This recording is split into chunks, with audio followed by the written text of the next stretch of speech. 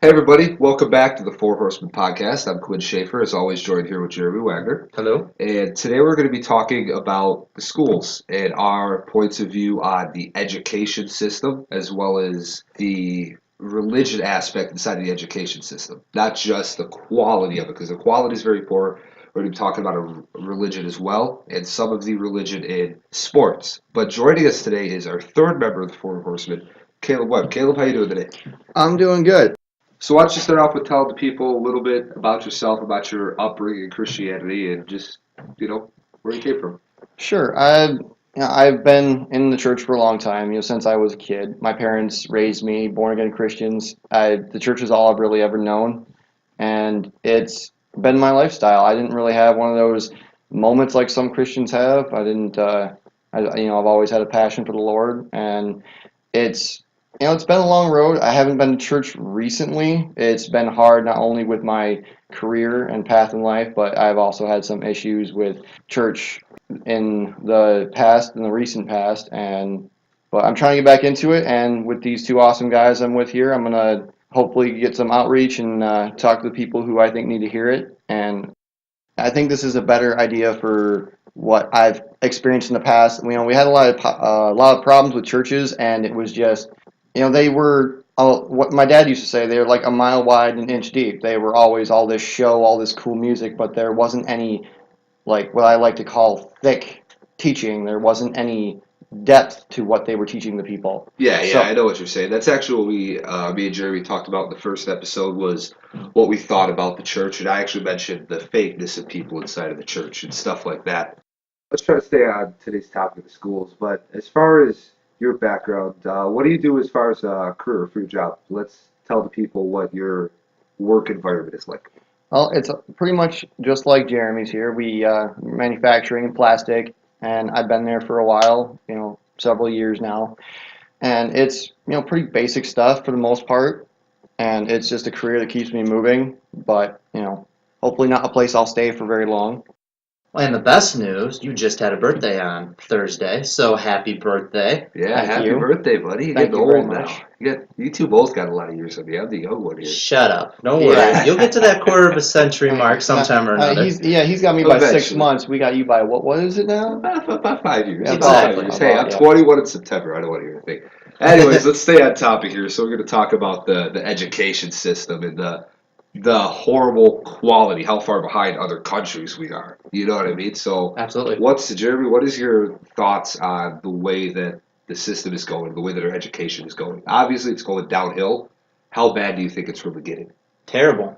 Yeah. I mean, we've got our generation in general. We can just pick on the millennials because that's what we've been doing anyways. That's what we are. Exactly. So we are so far in math, science, and history. You can look up the numbers. I'm going to botch them, but I believe the last time I looked up in math, we're 37th compared to the world. But yet we spend the most on education. There's a problem there. Why is that happening? So we need to go back and kind of adjust and take a look at that with our legislators and everything and see what's not working. Well, yeah, absolutely. And if you go back and look at our parents' generations, it's actually they did not have the Federal Board of Education, and they are much smarter, much more intelligent, much better educated than we are. My mom only has a high school education, and she knows a lot of stuff that I don't know. Now, if you ask her a math question, she probably can't help you, but in a lot of other subjects, she is very intelligent. And I don't know what your opinion is on that, Caleb, but what do you think about the school systems and the way that this is going today? Yeah, I agree with Jeremy. I think that we've done a horrible job as a country as a whole. Our public school system is failed time and time again. We treat everyone almost like they're a robot. We have standardized tests, and we're not all the same. We Yep. don't. We're not all the same people. We don't have the same mindset for everything. You can't teach 5,000 children the same thing, give them the same tests, and expect them all to succeed. They're not the same results. You won't have the same results with every person is different. I mean, everybody has a learning curve one way or another. So it's one of those things that we have to adapt to the student, and we can't do that with the way our schools are set up right now. Another thing we don't have are the actual classes that teach people things. There's no cooking classes anymore. There's no Yep. shop classes anymore. Yep.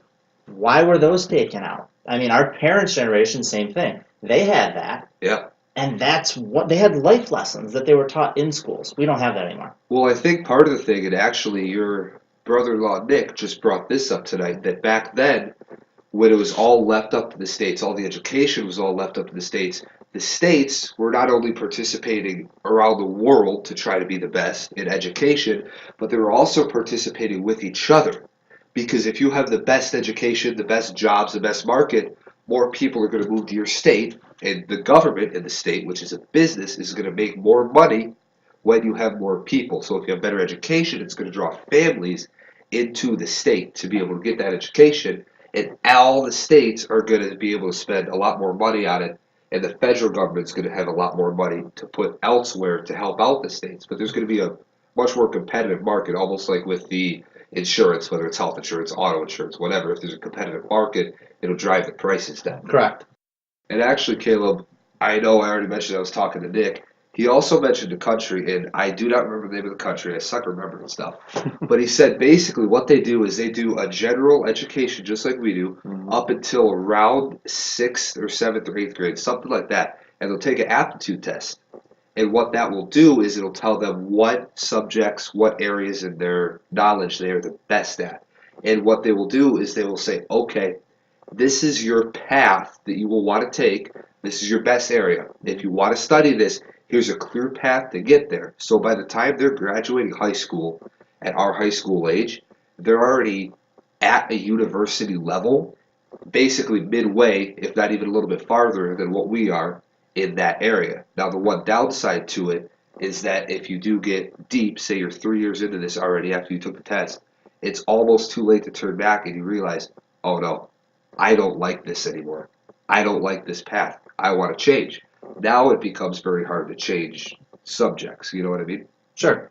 And I actually was just looking up some stuff because we were looking for that country's name and just couldn't quite find it. Yep. But I actually found that Finland is actually the best according to the world Oh, really? rankings in the systems. Yeah. According to this little website, and I'll just read a little bit of it, all the pupils, regardless of ability, are taught in the same classes. As a result, the gap between the weakest and the strongest pupil is the smallest in the world. So that just lets you know they take one test mandatory at the age of 16. So that's just something just quickly that I looked up online. You know, you can just type it in. Yeah, awesome. That's very, very interesting to know. So let's get into talking. You know, I know we really like sports. I enjoy watching. I'm more of a hockey guy myself. But Right. what do you think about the issues going on with some of the? You know what I'm talking about here with some Oh, of the of course. sports stuff. Yeah, it's a problem. I mean, there is so much negativity, especially around Christian part of things. They're banning any prayers in a lot of the schools now. Especially in high schools. Correct. It's not so much in the middle schools or even the elementary schools that they're targeting. It's the 14 to 18-year-olds that they're hitting right now. And the whole kneeling thing that was drawn in, we'll talk more about that later, but that definitely did not help the situations at all. No, not at all. I mean, you'll hear of teams that their coach always leads them in a prayer. Whether the players are Christian or not, they still like the tradition of praying before the game. Sure. That's what they always did. They always said a prayer before the game. And whether it's, even if they don't believe in the religion, it could be a superstitious thing. There's players that are still wanting to do that, and they're saying, well, you know what? No, you're not allowed to. Right. Even if they don't even want a group of players going away and praying by themselves. Right. They discourage on stuff like that. Right, with the people being able to go out on their own, the players meaning. They don't want that because it's on school property. And because they have an issue with prayer inside the schools, that includes off the fields on their own. So they hate absolutely everything to do with that because it is messing with what they deem as a religious problem. Yeah, but what I don't get is that that's for a Christianity type point of view.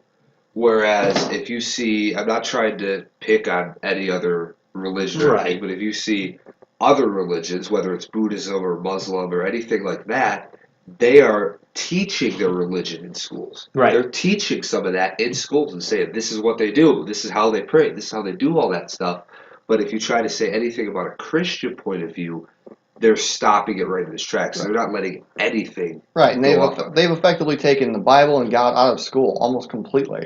And Right. from a Christian standpoint, it's like what when do our rights matter? When everybody else in the school seem to matter, but ours have been taken away. Well, according to that, they don't. They won't even let us say the Pledge of Allegiance anymore because it says the word God. Correct. That's taking it really extreme. I was homeschooled, and I went to school until about fourth grade. And every single day before school, we stood up, put our hand on our heart, looked at the flag in the classroom, and said the pledge.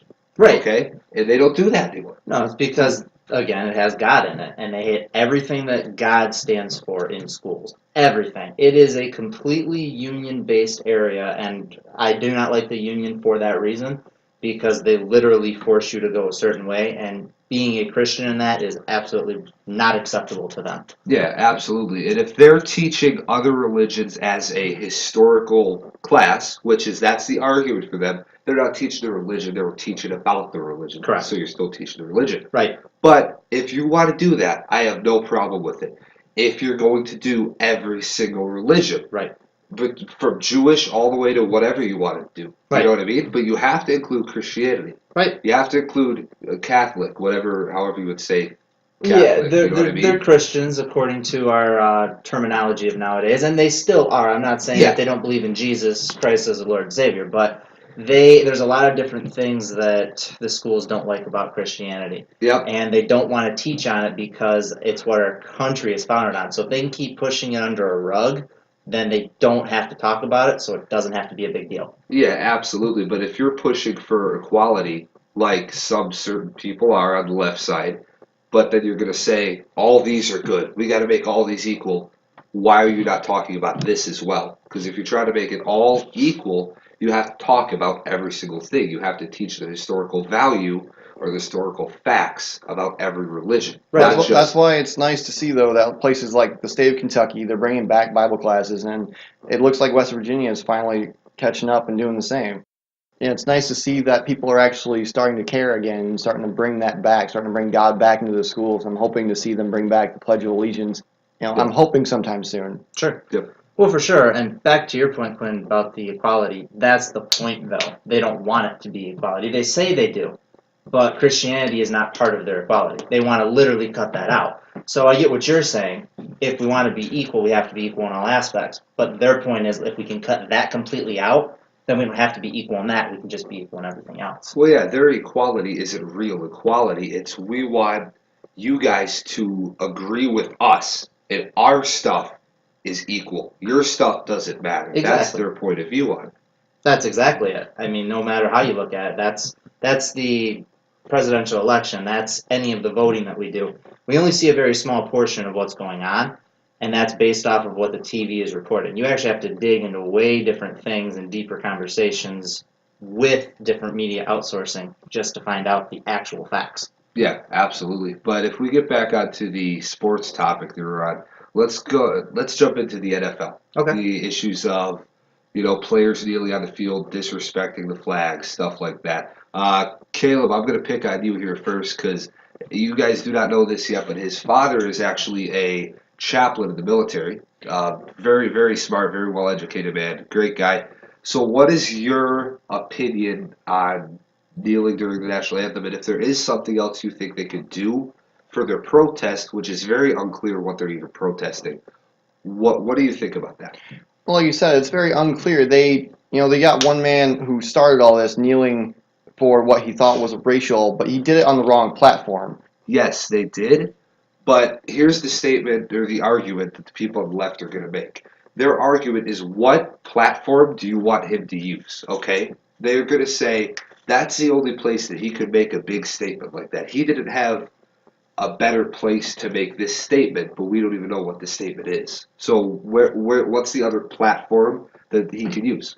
Well, he can use Facebook for one, Facebook, Twitter, any other kind of format other than standing on a field kneeling and disrespecting the one thing that he's being paid as a professional to do.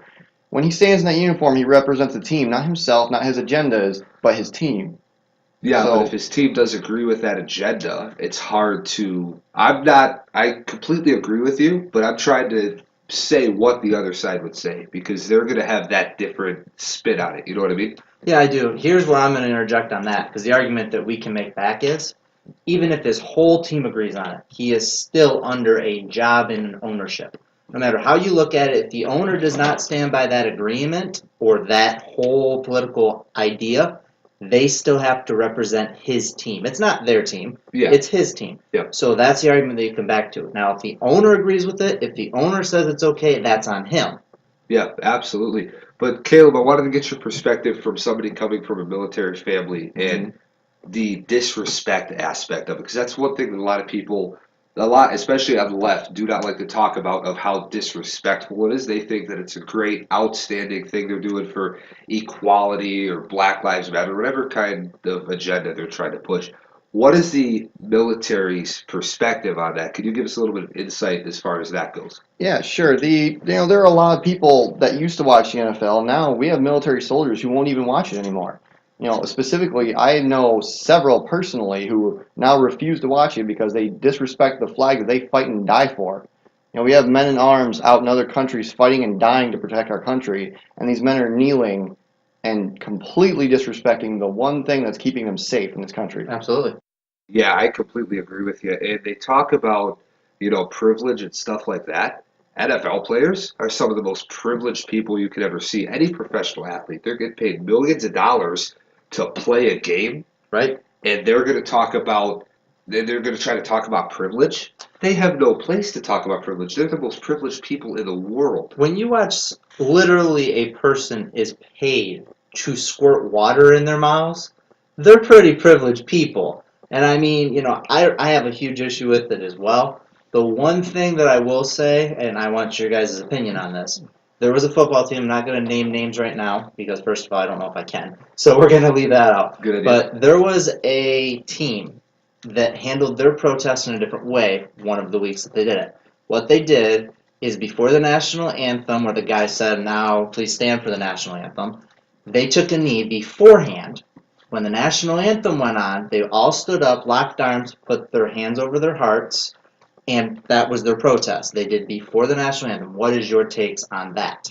In my opinion, I like it better. Some people are still going to see it as a disrespect aspect when they're unleashing the flag on the field because Sure. they spread it out on top of the field. So some people will still call that disrespectful, but I would much rather have them do that right then and there. And when the national anthem comes on, you're supposed to honor the people in the military, everybody that's fought and died for you. Right. The overpaid, overprivileged, just spoiled brat that's playing in the football field, making millions of dollars a year, you need to honor those people that died for you. So during the anthem, you better be standing up with your hand on your heart, or not. That part of do not have a big issue with, but stand up for that. And what's your take, Caleb? Well, I agree with Quinn on this one. I agree about the fact that they do need to stand, and I personally do think they need to have their hand on their heart to show respect. But that might just be something that we're going to have to agree to disagree on one thing. It's just a personal preference, really. You know what I mean? But yeah, but to show respect for those people who are over there fighting and they're getting paid very little, and they deserve so much better treatment than what they're being paid is nothing. Like hardly anything compared to what these guys are being paid, and they're going to disrespect them. They put their lives on the line every day, and these guys throw a ball around.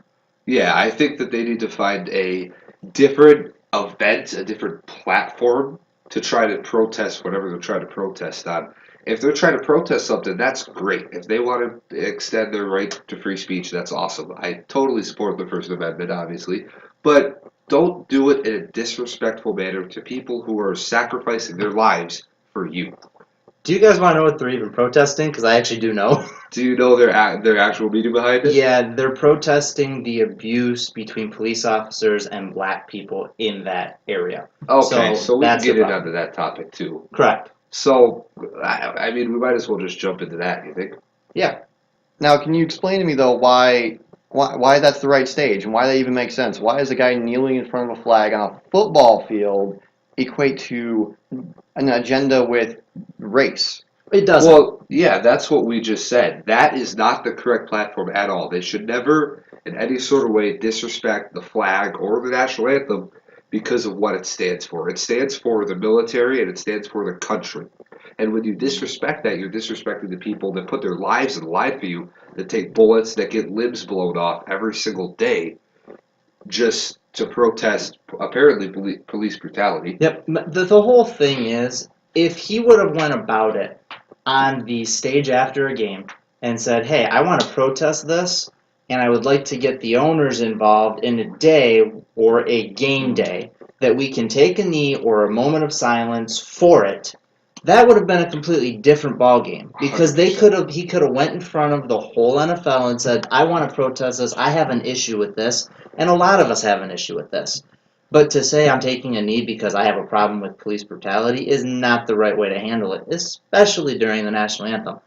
Yeah, absolutely. And I'm not saying that police brutality from a white officer and a black civilian doesn't exist. Correct. There probably is some. There's definitely racist people out in the world. I don't know what their belief is, why to be racist. There's no actual standpoint behind it. But just because a white officer shoots a black civilian does not mean that it's out of racism. No. Okay? It's just part of their job. If they thought that there was a threat there, they're going to shoot more than likely. But the problem is now the police officer is so afraid that, oh no, this is a black man. If he does pull a gun on me, I still can't shoot him, because if it's an unloaded weapon, I'm going to lose my job. What? Whereas if it's a black officer and a black guy, if the black guy pulls a gun on him, there's an unloaded weapon, the black officer is not going to get affected, because it doesn't matter. It's just a political agenda. Same thing if it's a black officer and a white civilian. If that happens and the officer shoots a civilian, it doesn't go on the news, because it's just a part of doing the job. Sometimes that stuff happens. And that's the point. I'll even go one step further, and I'll go a little bit more on the left side, just so that way I can kind of play a little devil's advocate on this. Yep. There is probably a higher percentage of police brutality for white officers of black people than there are black officers and white people. I'll go there. I'll say it to say that's probably more accurate than other areas. Yeah, it is. But there's also a huge thing with black on black crime that nobody talks about. The amount of black people that shoot other black people is exponentially higher than the number of white people that shoot black people. Right. But they're not going to say anything about that, because that's not a race thing. What they want to push is a race side of things. That's the whole purpose behind everything in this. It's not because black people shoot black people. It's because a white officer shoots a black kid. There was one here in Detroit last year. A 12-year-old kid had a pretend gun. An officer pulled his gun, shot him, and killed the kid. Now, the kid pointed the gun at the officer. This kid is 12 years old. That is an issue for sure, that a 12-year-old has a fake gun and is pointing as an officer. But the officer did his job. Pulled his gun. He saw a threat, eliminated the threat. Maybe not the right terminology, especially when we're talking about a kid. But he got in huge trouble. It was a huge news thing because he shot a 12-year-old kid with a fake gun. That's not the point. The point is the kid aimed a gun at an officer. He does not know that that's fake. He can't see that it's fake. He did his job. Is it a tragic event? Absolutely. That is terrible that a 12-year-old kid lost his life. That officer is going to be very upset, probably his whole life with that situation, that he killed a kid. He feels bad enough. I'm not saying if he knew for sure that it was a fake gun and he shot him, that would be allowed and that would be okay. Yeah. It's the dead of night. You don't know. Yeah. I'd put yourself in that position. Yeah, put you yourself see the in that object. You see the object being pointed at you. It's in the shape of a gun, and I believe that he actually sawed off the orange end. Correct. And made sure that it was black so it looks completely real. Correct. If you're in that situation, put yourself in his shoes. What would you do? You have a gun. There's a child pointing a gun at you that looks completely real. He's about to shoot you. What do? You shoot. You shoot back. You would have to. You're going to protect yourself. That's human instinct. That's human nature. I wouldn't care if it's a white kid, a Mexican kid, a Chinese kid, a black kid. I don't care what you look like. I'm protecting myself. I don't care what you look like. I see a gun pointed at my face. Exactly. I'm shooting back. I'm going to stay alive. Right? I'm not by any means a racist. I have a bunch of black friends. Not that it matters what color your friends are. Right. I see my friend. I don't address him like, yes, this is my black friend Steve. Right. You know what I mean? I'm going to call you by your name. You're going to call me by my name. It doesn't matter what color your skin is. It doesn't matter how you act, how you talk. You're just my friend. I know you. You know me. But if you look at, really urban areas where the population is very highly black, most of the time, I'm not saying that it's completely true, but they're very scary areas, very high crime rate areas. And Sure. we're from Michigan, so if you look at places like Flint, like Detroit, two of the highest murder places in the country. I believe Flint and Detroit were both in the top five at one point. I think that Flint has dropped back a little bit, but if you actually look at per capita, percentage wise, it's much more dangerous in Flint than it is Detroit. But if you look at the urban areas, it's predominantly a black neighborhood. Right. No, absolutely. And actually, I can just tell you they're still in the top five. And They both Detroit, they're both still in the top five. And actually, there is 7 cities in Michigan alone in the top 25 for deadliest. I just saw the report less than a month ago. Really? Yep. I did not realize that there was that many cities in this state that are that dangerous for shootings. Yeah, But, I can tell you a couple of them. I can't tell you the whole list, but I know Saginaw made the list Yep. and Muskegon made the list. Muskegon surprises me a little bit. And I can also tell you that there was one down in Pontiac. Okay. The A city smaller- down in Pontiac? No, just a small area. It wasn't even the whole city. They, for some reason, in the articles, they mentioned that they a small suburb, but they had 30 some shootings in just a matter of 6 months. Wow.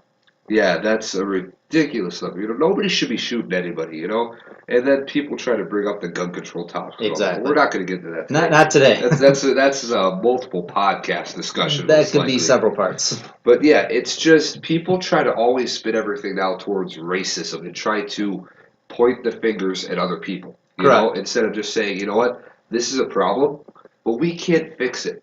So let's just let it be. Let's just accept that fact.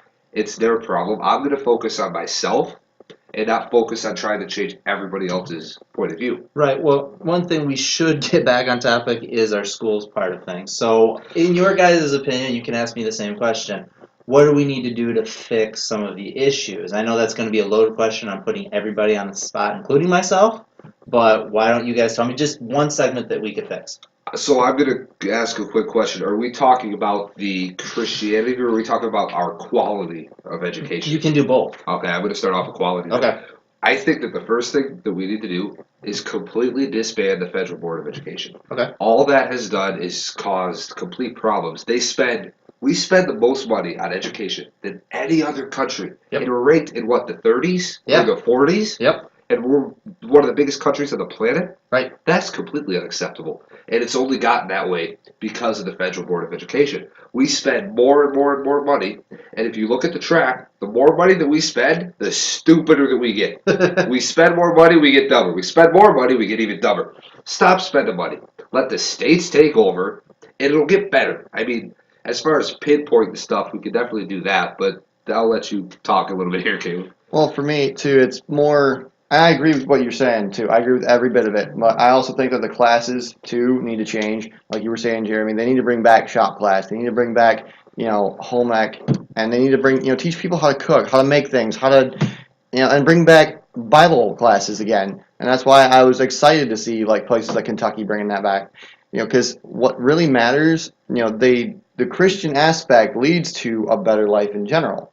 So when you start messing with that, this country was founded on Christian beliefs, Christian foundations, and without that, we're falling apart. For sure. Yeah, that's why we have In God We Trust on all of our currency, and people are trying to take that off now, They've too. been trying for that for We years. got to throw you on the spot here, too. What do you think the biggest problem is? What do we need to change? You mean besides the two you picked?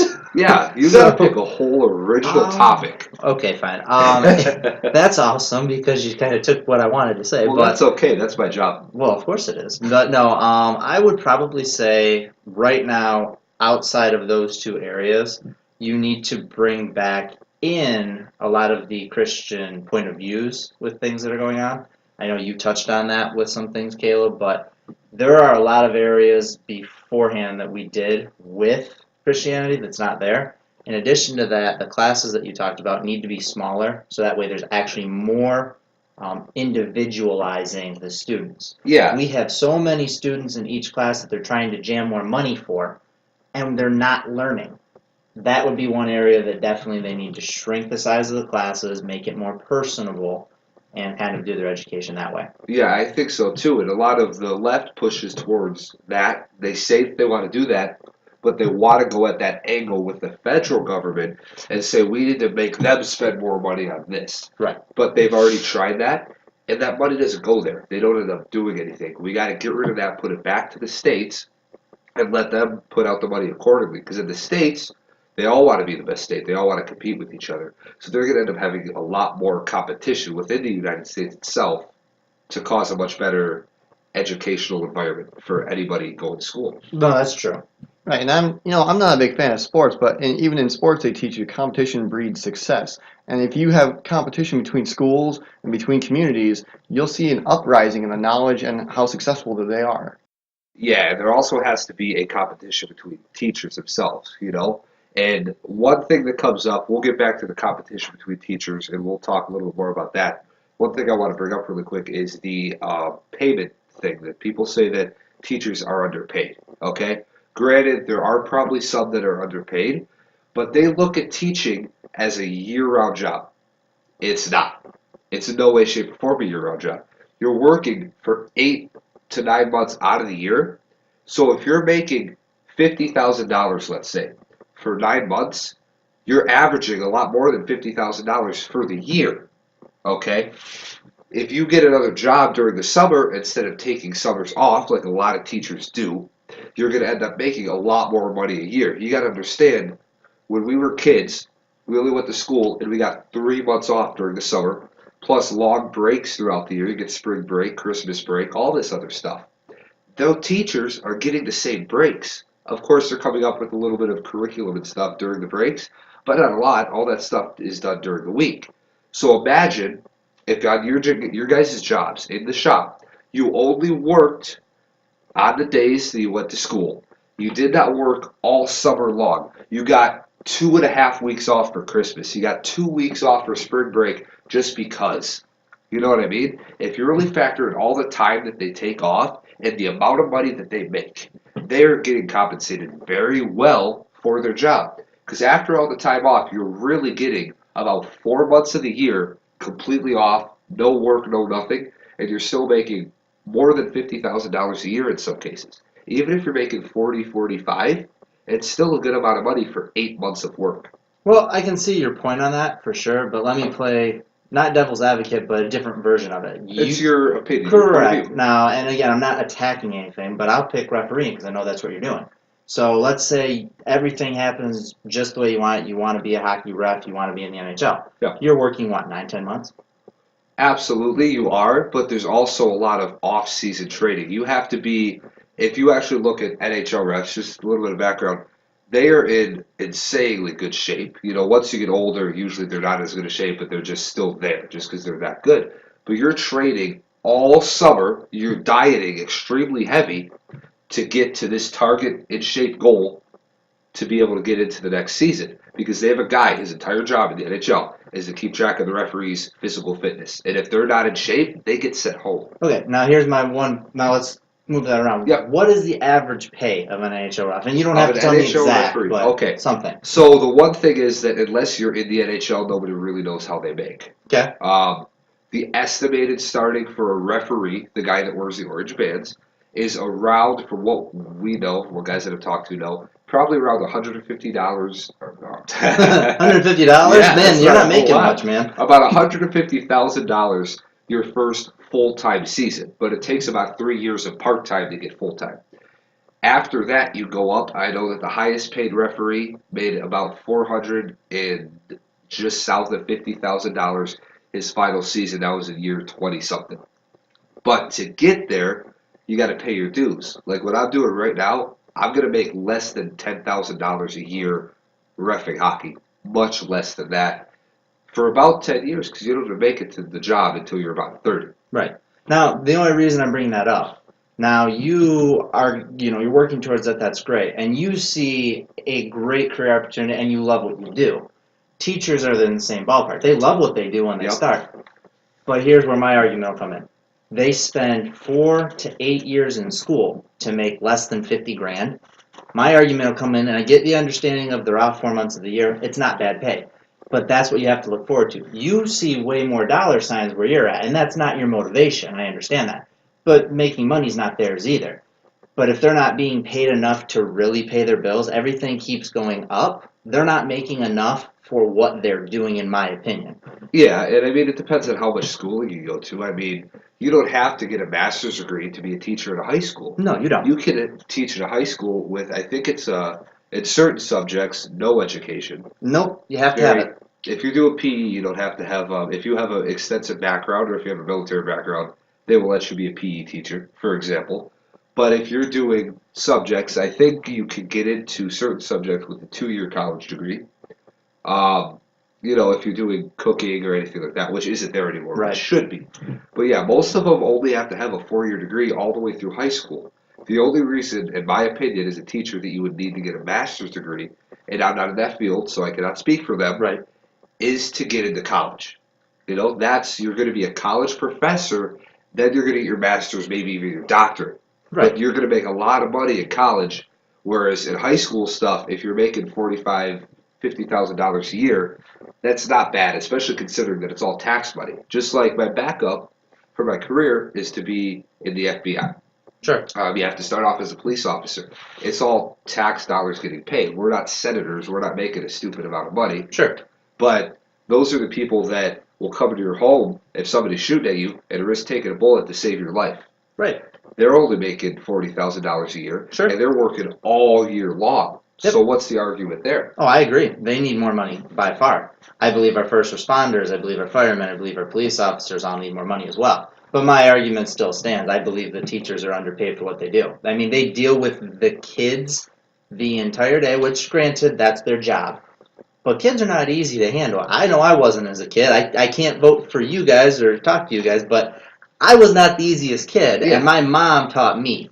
So it's kind of tough for my argument, I'll agree to disagree with you on this topic. Yeah, I mean, I just go back to the same thing. Whereas, okay, let's say that a teacher's making $50,000 a year. This police officer is making $50,000 a year.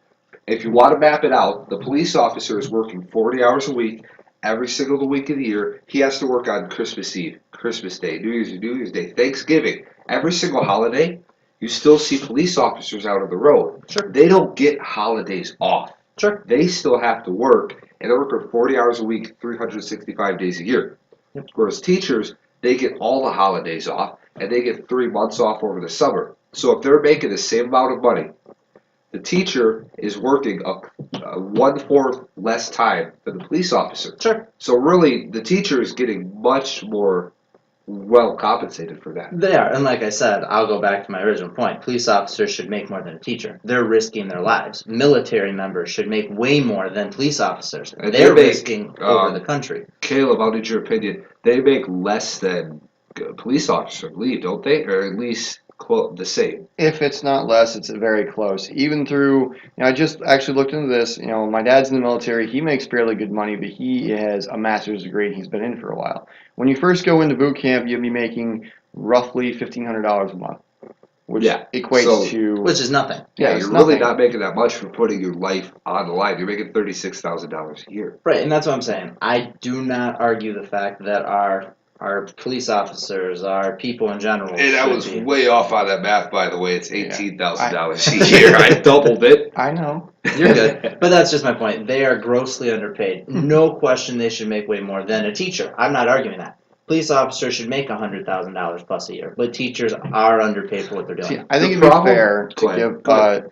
Sorry, my bad. No, But I no. think it would be fair to give police officers 75,000 to 100,000 a year. I think that's fair compensation, but you have to raise them by rank. Correct. So just like you do in the military Yeah. too. I think that the military people deserve to be paid more as well. But we don't need to get outrageous with their pay. Correct. Just because they put their lives on the line, yes, but you also have to look at the side of it is volunteer based.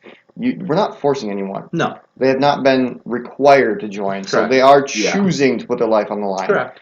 So we don't need to throw the millions, but at the same time, yes, they do need to be compensated well and better than most, in my opinion. Oh, I agree. Yeah, but here's the problem when you do get into that is that any kind of public service, whether it's a teacher, police officer, FBI, CIA, military, whatever, it's all tax dollars.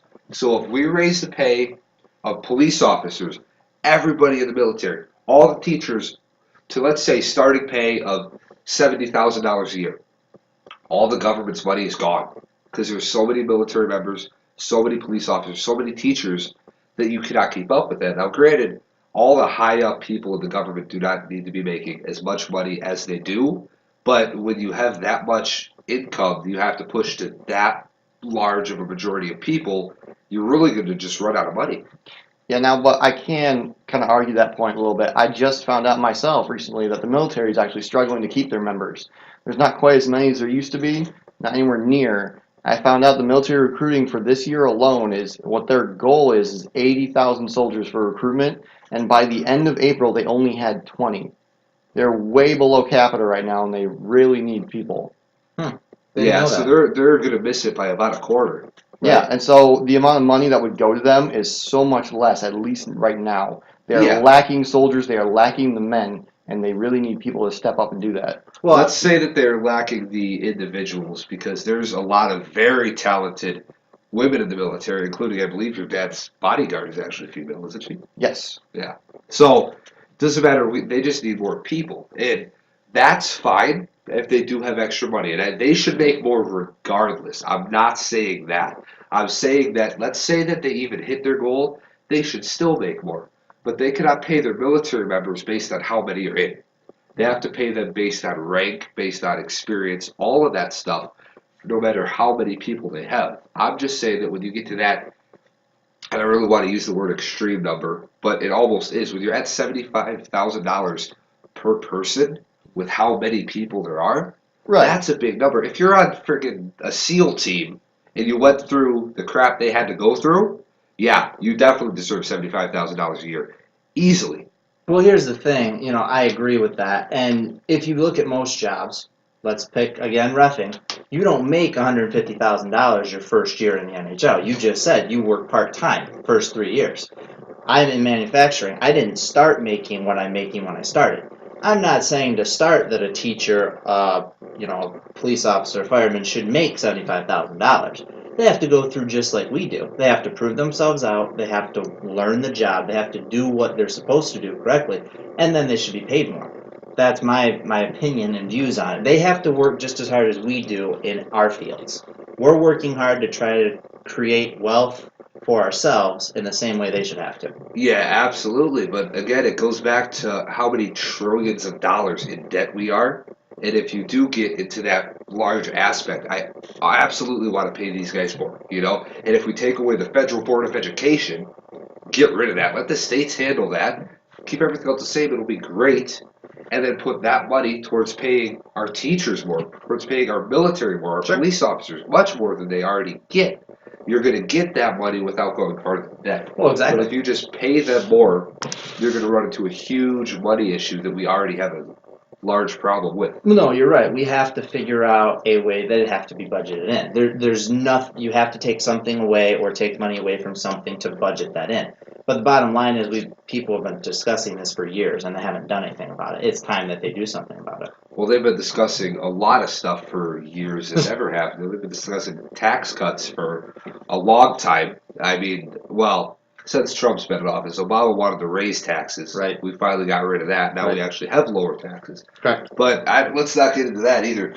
I just am really worried that, they need to pay them more, but if you get into paying them this large amount of money, the money's got to come from somewhere. Sure. And you got to figure out where. Absolutely. We could definitely take away money that senators are making. They do not need to make that much. Nope. The House of Representatives, they don't need to make that much. The just all the governors in the states, they make a ton of money. You know what I mean? Right. And another thing I want to touch on is, yes, they don't need to start at 75,000, like you were saying. Right. Especially with the military members, because what I'm afraid of too is if they raise them, because I believe they do deserve to make more. But if they raise them, I'm worried that people would just show up and join the military just because the money was good. Exactly. And they wouldn't care. Right. You need people that care about the country, that care about the individuals, that want to fight for their country. Right. And you'll start getting money-hungry people who don't care. Well, yeah, you will. And I mean, it's the same thing with my profession. My job's really hard to do. It's really hard to get to where I'm going. And to put in your dues like you have to put in, you have to be really passionate about it. Because you're not making money. Right now, where I'm not in this to make money. At the end, once I get to my achieved goal and stay in it, I'll be making a decent amount of money. Right. But until then, I'm going to be living paycheck to paycheck, living off of the cheapest food that I could find in an apartment with four other guys that are doing the exact same thing. So it's Exactly. not an easy road. I'm not in it for the money. No, and we're not either. I mean, we're trying to make more money, but we're not making, $100,000 a year doing what we're doing. We're trying to work our way up. Yeah. I mean, I can't vouch for what you're doing, but I'm sure you're trying to move up in your company like I am in mine. Oh, yeah. You try to find some way to make extra money or to work harder to be better than somebody else. Yeah, exactly. And like just like this podcast, we're not doing this to try to figure out a way to work the internet and work the system to try to make extra money. Right. We're not doing this to get rich. We're trying to do this to get the word out to people. You Right. know what I mean? And if we do end up making a couple of bucks, we can improve our setup, make ourselves sound better, make ourselves in a better environment, a much more private environment where there's no interruptions, Correct. to be able to do an even better job and spread the word much better than we could do right now. Well, that's it. I mean, right now we're just on a laptop. We'd like to get microphones and actually have individual things to sound better. I mean, I'll be the first one to admit I don't like the way I sound, period. So this is a stressful area for me. But, that's just it. We're not here to make a quick buck. We're trying to show a Christian perspective on some actual issues. That's the whole purpose of this. It's not to make money. Yeah, there's not enough people our age that have our beliefs that are speaking out. You know what I mean? They're just kind of sitting back and going, man, those guys are crazy. Why are they believing in that crazy stuff? And they're not actually speaking their mind. So I thought it'd be good just for us to actually get our point of view out from people our age, because people our age are really scaring me. Yep, I agree. So let's jump back onto schools and the religion side of things. Okay, I know we touched absolutely. on it, Yep. but let's talk about how you guys feel about the other religions that they are bringing in, but they're pushing out Christianity. So tell me about that. What you guys think about that? Go ahead, Caleb. I've been going first. Well, if they would teach them all, kind of like what Quinn touched on earlier, if they would teach them all in a manner of they all had their own time and space, I would agree with that. It's not like I'm against them teaching, about Muslims, about Jews, about all these other religions. If they gave Christianity the same place, the same time frame, the amount of time, and the amount of respect they give everything else. But I feel like they've been throwing Christianity out the door as fast as they possibly can to make room for these other ones to be politically correct. Okay. Yeah, and I would agree with a lot of that you said. The one thing I want to say is that if you have something like like radical Islam right now is a huge thing, the radical Islamists, Right. and if you want to teach something like the Quran, the Quran in a public school, I'm fine with that as long as what you're doing is saying, listen, this is this religion, this is the Quran, this is what those people that did 9/11, that blew up the Twin Towers, that's what those people believe. Okay? If they teach that in that aspect, I'm completely fine with that. As long as they teach Christianity in the aspect of we love everybody, and if they're going to do every single thing, they're due justice, that's just fine. If they want to talk about what Germany did, Nazis and stuff like that, that's fine. I have no problem with that as long as they do every single thing, their due justice, and do them all individually and also fairly to the topic. Yeah, as long as they also make sure, for me at least, that when they teach about Christianity, they make sure that they teach them that this country itself was founded on Christian beliefs. You look at George Washington; they were all, for the most part, Christian men. The founders and the people who wrote the Constitution, heavily doctored Christian men. No, they are, and I'm going to botch it, but it was over 90 of them were Christians when they signed the Declaration of Independence. Yeah, behind the it was signatures. over 90. It was under 100. Correct, and that's our biggest thing is they want to talk about like you're speaking of the Quran in a loving manner. Now, I'm not saying that I've never read the book. I can't speak what's in that book at all. What we know of Muslims are they blew up the two Twin Towers. We know of that. Is that fair for us to say that all of them are that way? No, because we can say the same thing about a Christian point of view. Yeah, but here's the thing, though, too. Just like the mainstream media, they're covering these big, dramatic, horrible events. You know what I mean? Sure. They're only covering the few and far between. The majority of Muslims, I'm going to say this right now, the majority of Muslims are great people. They're nice people. They don't care what you believe. They're not going to try to kill you.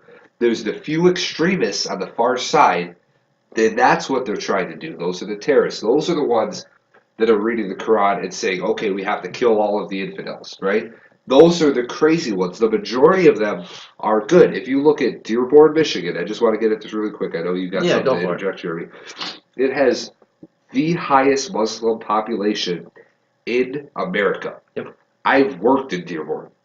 I've seen it. I'm not scared. It's fine because they're not going to be walking down the street and blow something up.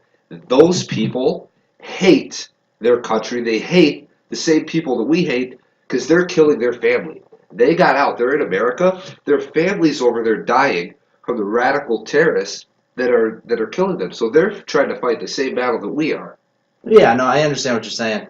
The only thing that I have a little bit of a different opinion on is I'm not saying they're not good people, but if they believe that religion, they believe the same thing in that book as the extremists. They may not act on it, but they're still believing that everybody else is an infidel. They may not follow that, but they still believe it, and that's where we have to be careful. I'm not saying I'd be scared to walk in Dearborn, but nonetheless, they're still believing that. They just don't act on it. Well, I would argue this. It's not that they believe that, it's a different interpretation. Just like I do know this, because Caleb, we did talk about alcohol a little bit last time. You said you will never drink, okay? I said as long as you're of legal age, I will drink. I might have a glass of wine with dinner or something like that. There's nothing wrong with that. It's the same type of thing in the Quran. Me and him are both Christians. We are both Christians. But we have a different view on this particular subject. It could be the exact same thing. We have not read the book. Right. It could be the exact same thing in the Quran that they interpreted a couple of things in a completely extreme way, whereas the majority of them don't. It could be. And like I said, I haven't read it, so I can't quote what somebody's beliefs are on it. I disagree with that. I think they do. I just don't think they act on it. That's my opinion, and that's okay. I don't have a problem with being proven wrong. If I sat and we end up talking with a group of Muslims at some point or another, and they prove me wrong, I'm fine with being proved wrong.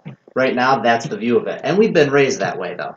To be fair, when the Twin Towers happened, we were all very little, and we were raised to not like Muslims. That's unfortunate, but I that was wouldn't the truth. go as far as to say we were raised to not like Muslims. I would say that we were raised to fear Muslims because, everybody's stereotypical is them running down the street, chanting, and then they blow something up. Sure. And if you look at the majority of Muslims, I'd say well over 95% of them, well over, probably even closer to 98, are not terrorists. They're kind-hearted, loving people. Well, I can tell you, coming from a military family now, especially with my dad and the units that he's been with, that they definitely do not like Middle Eastern people. Period. I understand that. Yeah, I understand where you guys are coming from, and me personally, I come from a military family, so I've seen the effect that it has on our soldiers and our units and what they think about the people from the Middle East. So I've been around it, and I can personally say the dislike that the military people have for them because of what they have gone through over there. But I know I've also seen good people here in Michigan. I've talked to them. I've actually been friends with them. Yeah. So there is a diverse crowd. There's one on both sides. You got them who read the Quran, what they call the radical Muslims, and you have the other ones who are trying their best to get out of what they thought was a bad situation. They're coming here for refuge. Yeah, there's a lot of Muslims. I shouldn't say a lot, but there's probably some that came here that picked up a Bible and said, whoa, I actually like this. This makes more sense. Our book's crazy. Sure. Oh, I'm absolutely positive, and there's a lot of people that here you could even say have switched from the Bible to the Quran. There's some of them. I'm sure there's some of that too. I'm not picking on them. I have no problem with them believing what they want. As long as there isn't the terrorist groups that are affecting me, they're peaceful people. I understand that. But I'm just not in the same mindset maybe as you guys are in this. Yeah, I think that we all have a different standpoint on this, you know what I mean? And that's going to happen. That's good. It's good that we have a different standpoint and get that discussion. But I will say this, in regards with ISIS, ISIS got very large when we pulled our troops out. Yep. Okay, I will say this. I do not agree with the decision to go in the first place. That was probably a mistake. I'm going to rephrase that. That was a mistake. We should not have gone in the first place. But the worst thing that we could have done after being in is to pull all of our troops out of Iraq. Because if you look at it, as soon as we pulled our troops out of Iraq, granted 9/11 happened well before this, as soon as we pull all of our troops out, ISIS grows exponentially. And that's when they start recruiting and beheading Christians. Sure. No, so out of curiosity then, are you saying when we pulled out when Obama was in office that was the issue, or we should have never went in when 9/11 happened? I'm just trying to make sure I'm clarifying. Okay, so we should have never went into Iraq the way that we did. There's a much better way to go about that. If you actually look at Trump, he said, don't go in. Okay. But then he also says, and this is where I completely agree with Trump, not the hugest supporter, but I completely agree with him, that we should have never pulled our troops out. Oh, I Because agree. we're suppressing them at that point. It wasn't the best way to go about it, but we get in there, now we're suppressing them, we have to stay, and we have to keep fighting. Because at this point, there's a war. Right. And if we back out of the war, they're just going to get huge. You know, that was fine. I was just making sure what you were saying was we should have never went in the first place, and I would have disagreed completely, but that's not what you were saying. So I'm that's why- saying that we should not have sent personnel in and gotten into a war. We should not have done that. That was a mistake. But then, now that we did that, they're going to grow so much bigger since we pulled out of there. And it's gotten to the point now where if we do send troops back in, there's going to be a ton of casualties because of how hard it's going to get to just get back to where we were 8 years ago.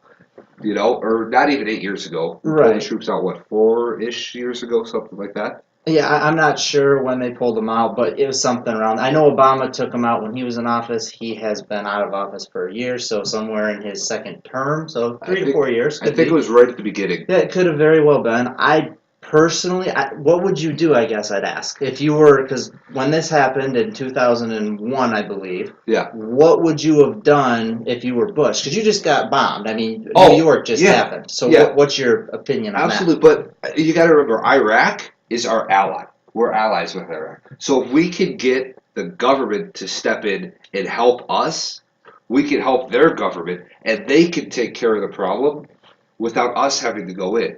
Now, if it gets to a point that's extremely bad with their government and everything collapses there, then we can step in and help as little as possible. You know, we're not the world police. We got to worry about America first. But we should not have jumped in with the full force the way that we did. I think that we need to help Iraq out, and I'm going to ask Caleb to talk about this a little bit because you do have the military family background. I think that we should have helped Iraq and try to churn them up and get them to attack the radical terrorists that they had in their own country. Right, and I agree with that. But one thing I wanted to touch on is Bush too. When he declared war on them, he did it like completely the wrong way. He used his presidential power to declare war without going through the proper channels. Yeah, that's another thing. I did not know a lot about how declaring stuff like that works, and this is something you can really touch on. So can you explain to us what the process is, or Proper at least a procedure. little bit of how they would Okay. have to go about it? Even I don't know the exact procedure, but what I do know is that the president has to go through the Congress and he has to have it approved. You have to go through, you declare war. Sure, you can tell them, yeah, we're at war. The president has the power to an extent, but he has to have it approved by the American people.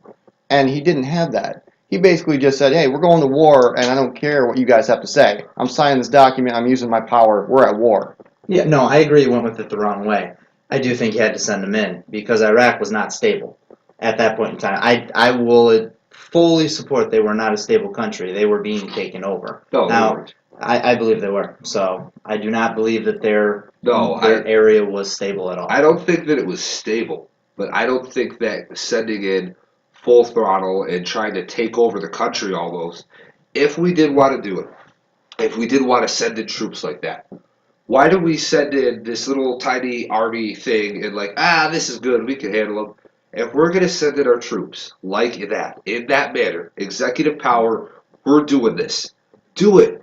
Send in the entire army, take the entire country over, and then tell the government, okay, your entire country is completely taken over. Here's all the power. Here's the troops you get to keep until you can train this army, fix your army, and then they have the country in control, and they can build a platform off of that. Not going with this little tiny army that we had. Not saying there was a tiny amount of troops, but if you're going to come in there full force, guns blazing, get in there and do it. do it right, send all the troops in there, and fix the problem. Right, and I agree with that mostly. And the other one thing I would say is that But they needed what do to. you disagree with? Mostly, what do you Most disagree what with?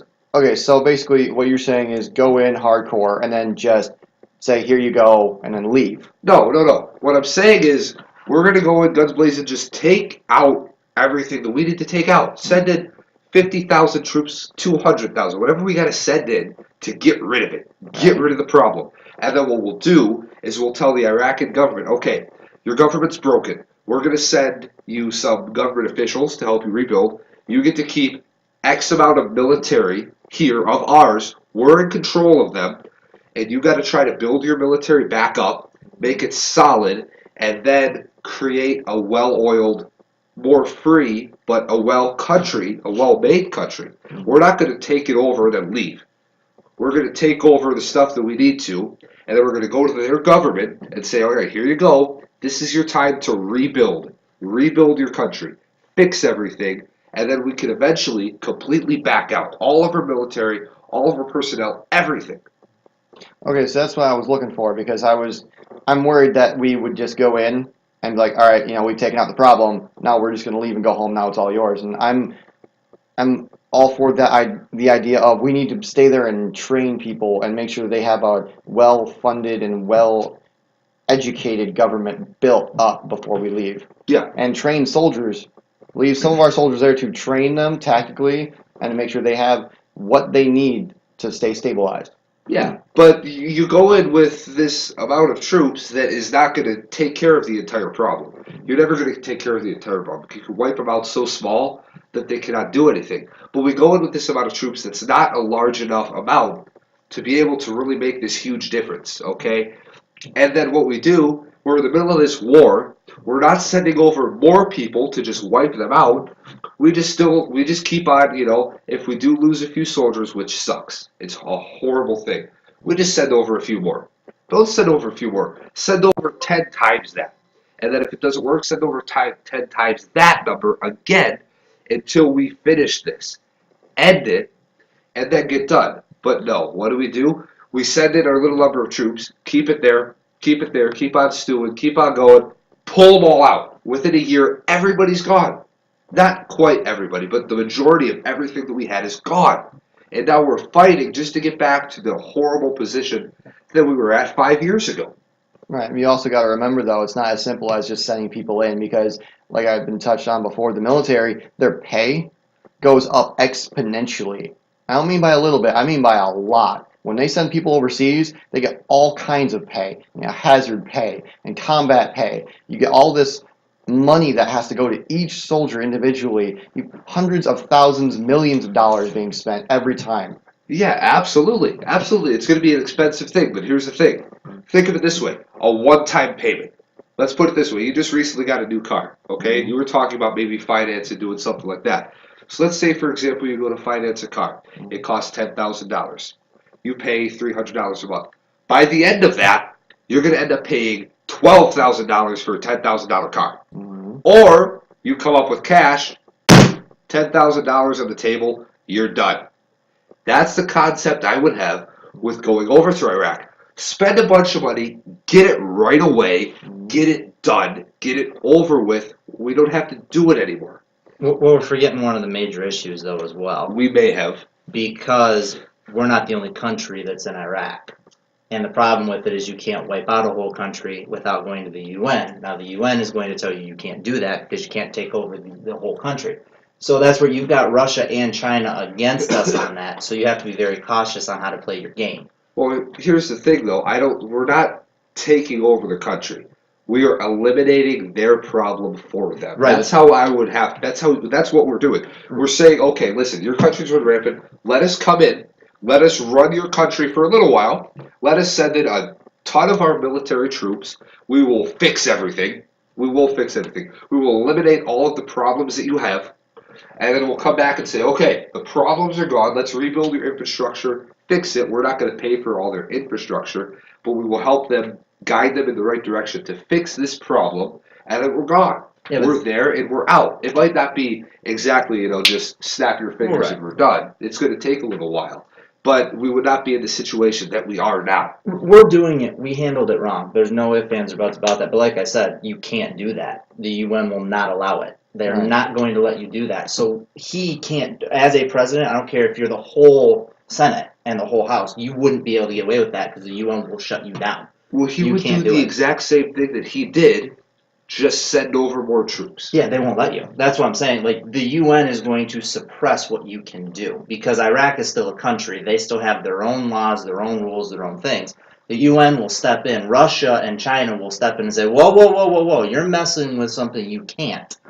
That's No, where our that's- issue is. That's not true. If Iraq agrees to them It doing doesn't that, matter. if Iraq says, yes, we want you to come in and get rid of the terrorist problem, we have all of that. The other countries cannot say, no, you're not allowed to. They can and they will. That's then how, there's it's going to be a broken. World War III, That's the problem. and that's what needs to happen. But that's the problem, though. That's what Bush couldn't do. And I'm not defending Bush. He screwed up. There's no ifs, ands, or buts. He handled it wrong. But my point is, you can't say, okay, I'm doing what I want, and Iraq's with me. The UN's saying, oh, no, you're not. And that's where everybody gets in a conflict. Yeah. So it's a great theory, and if the world worked right, it would work. Yeah, absolutely. So let's jump back on topic here because we've showed off probably for about 10, 15 minutes now on this.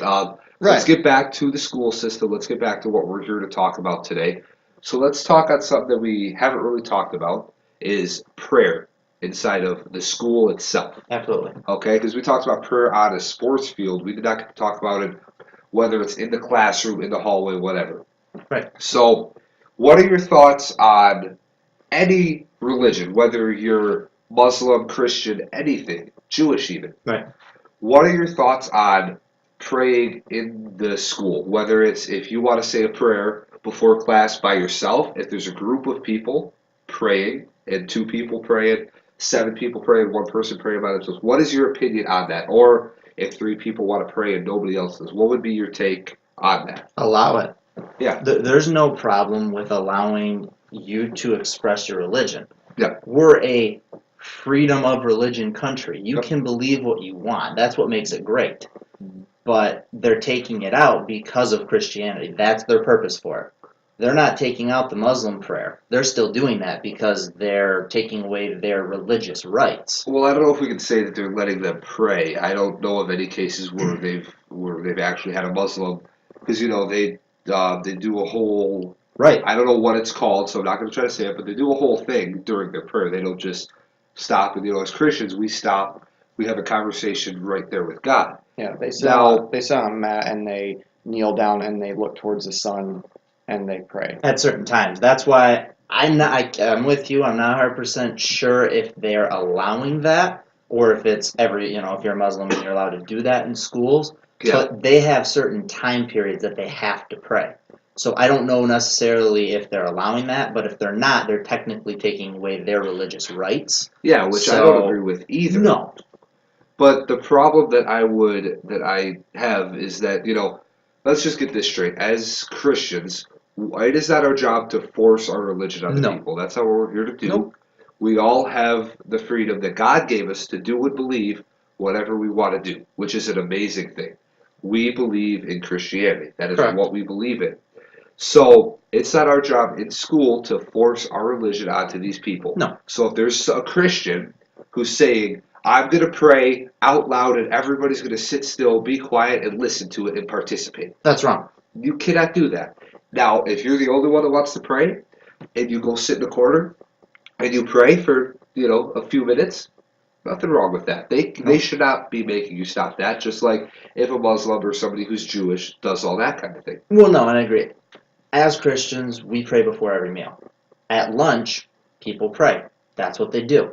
They're banning that. That's what our religion is for us.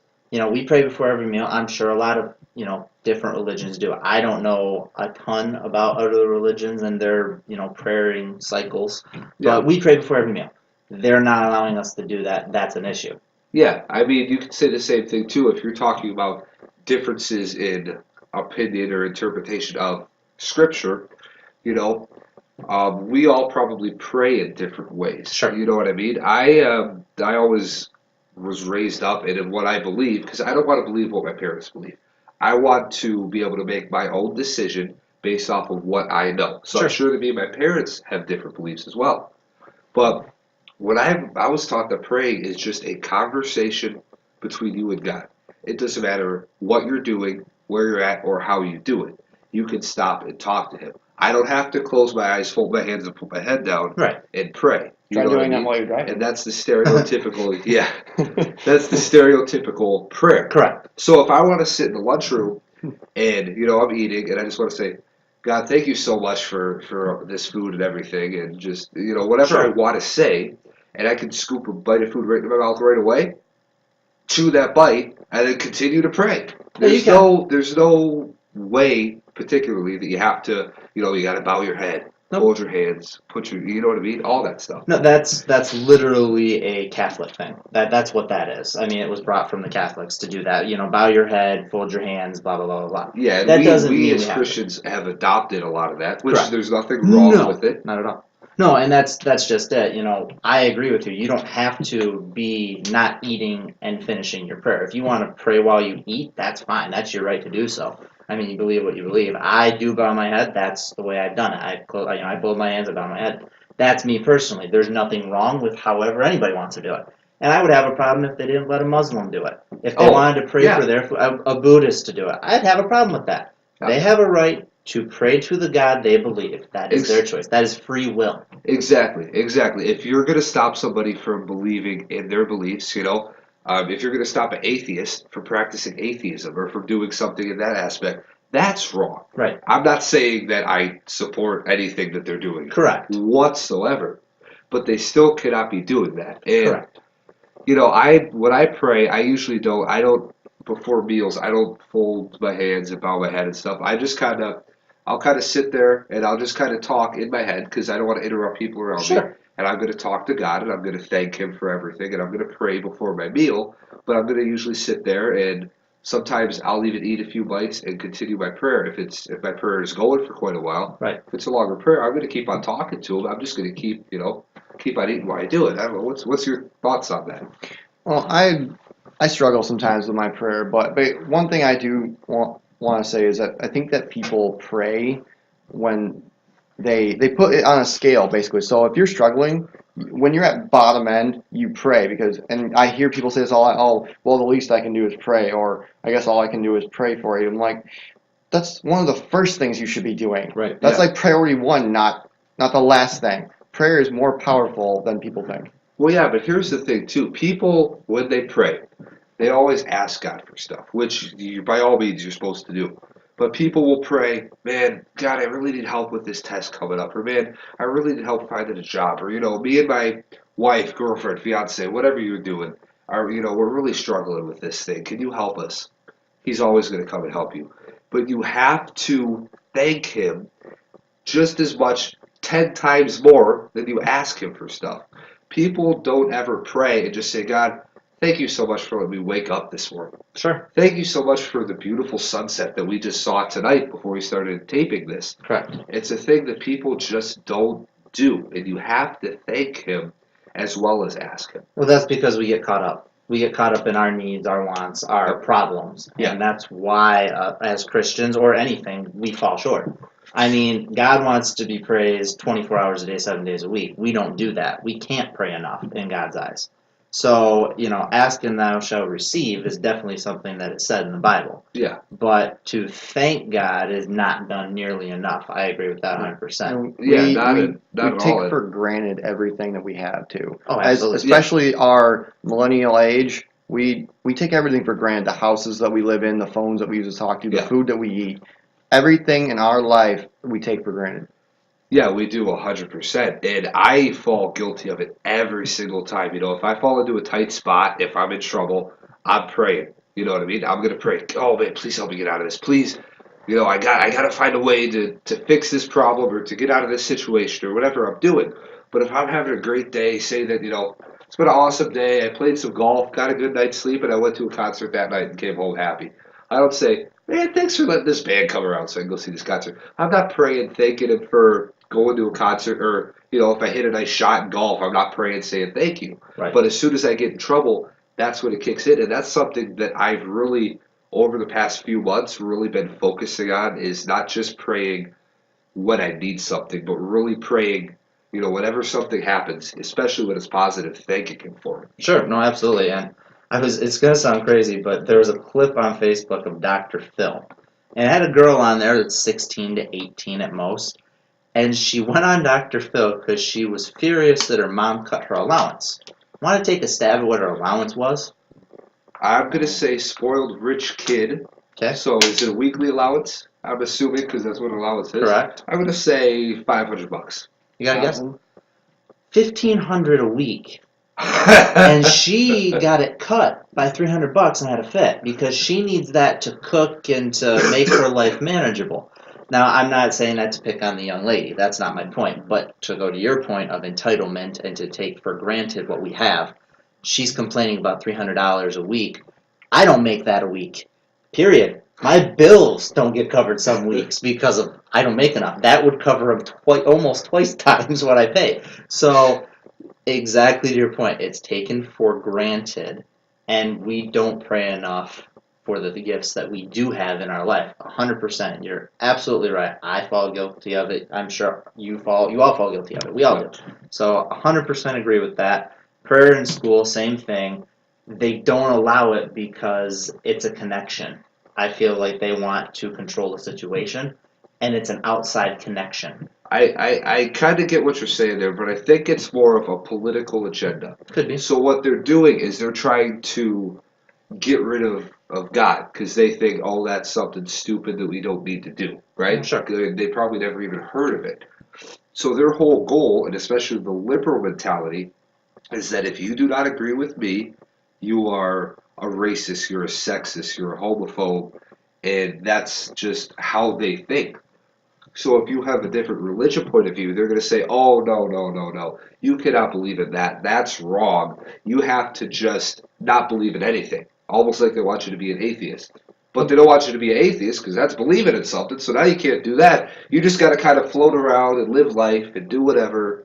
And that's not how it's supposed to be. They want you to be a drum that they can program. It makes no sense to me. I don't know if you guys have any ideas what their mindset might be. But I do not get their thought of not letting Christians practice their religion. Majority, I'm sure there's some pressure on the other religions as well. But Christianity, for the most part, is so under fire, especially in the school, whereas a lot of other ones are not under that kind of pressure. And I just don't get what their mentality behind that one would be versus the rest of them. Well, put it this way. There's a song called Christmas with capital C. It's going to sound crazy, but it goes in there and says Christ, it's got the word Christ in it, that's why they don't like Christmas, right? He's intimidating people 2,000 years later. That's why they don't like it. He's still intimidating the schools. He still has a presence. Rather it's being allowed, he's still there. And they're trying to kill that. Anything that they can do to suppress it, throw it out, to throw him out is their points. In that realm. I don't know, like you're saying, the other suppressed, religions. I don't know if they're doing that. I know that they're definitely teaching on books in other religions now and trying to get rid of Christianity books or history even in it. So I have a hard time believing that they're trying to suppress too much on other religions. Yeah. They're trying to suppress Christianity.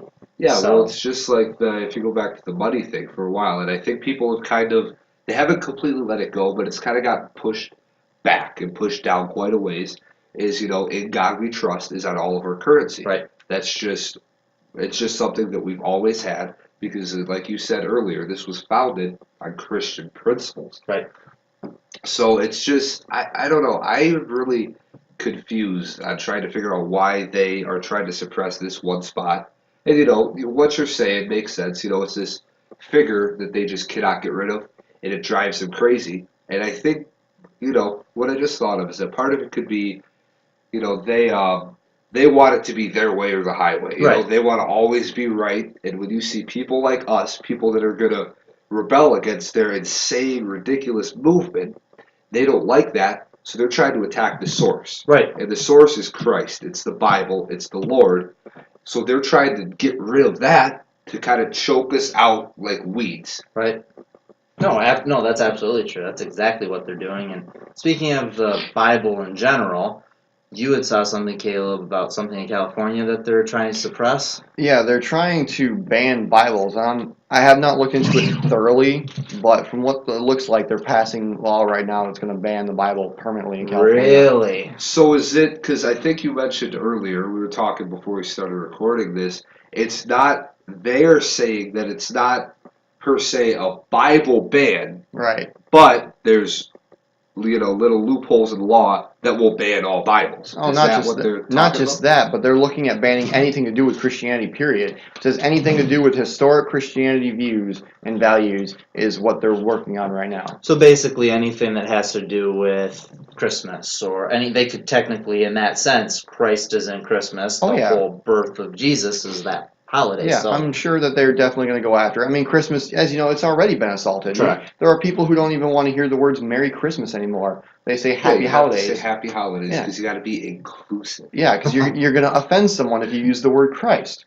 Well, then so be it. I'm going to offend someone right. because I'm not going to take Christ out of Christmas. Well, that's our points, and that's where we're not the I can't even think of the word I'm talking about. We're the minority in this part Yeah. because there's an overwhelming percentage of the country that's all for that. So we're the minority trying to get squeezed out, and that's where we're trying to fight back, and that's to your point. Yeah, it's really an endless battle that we really have to fight with this kind of thing, and with them.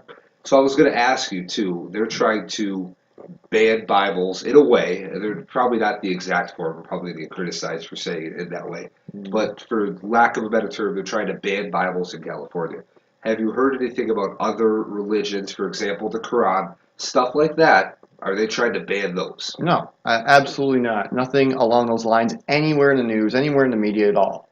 So all they're focusing on is just our Christian Bible. Yep. And it obviously, there's so many different versions of it. We don't have to go that, but just the Bible. That's their whole targeting system, and I think that goes back to what I said about they don't like how we have this altered mindset, and they don't like that we agree with them in a political standpoint.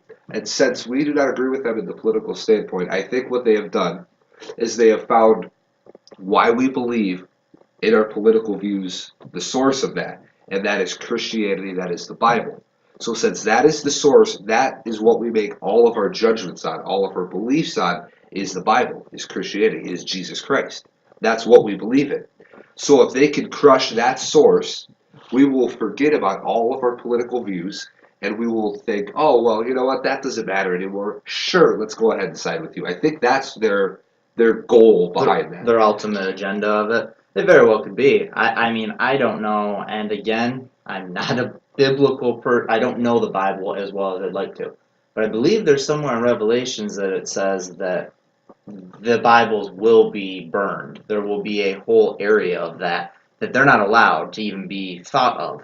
Yeah. So this is kind of scary to think that's a start because of that whole situation. Yeah, and actually, the Bible is banned in China. Right. You know what I mean? So that, if people really want to, all the doomsday preppers and all this stuff, if you really want to prep for doomsday, and you want to prep off of that basis, I can understand what you're prepping for. I still don't think that it's going to happen in our lifetime. But I can understand where you're coming from if you come from that perspective. And with that being said, the flag already got burned by liberals. And I'm sure you could have a few points on that. We'll get into that in just a second. But we saw the flag being burned. How much longer till the Bible gets burned? Right. How much longer till it just goes so far that we're just going to walk out there with a saw and just saw California off in the United States and just send them out into the ocean and say good luck over in China, wherever you end up? Well, that's just it. You can make your point here in a second, but it's going to get to a point. I have a question for you. With the with the Bibles and Pledge of Allegiance and all that kind of stuff and the flags. How far are people willing to let it go before they start fighting back pretty severely with not only words but violence in general? Right. Yeah, for sure. So here's my question to you. I'm going to set this up for you. All right? You are at a protest. Okay? There's liberals over here protesting something.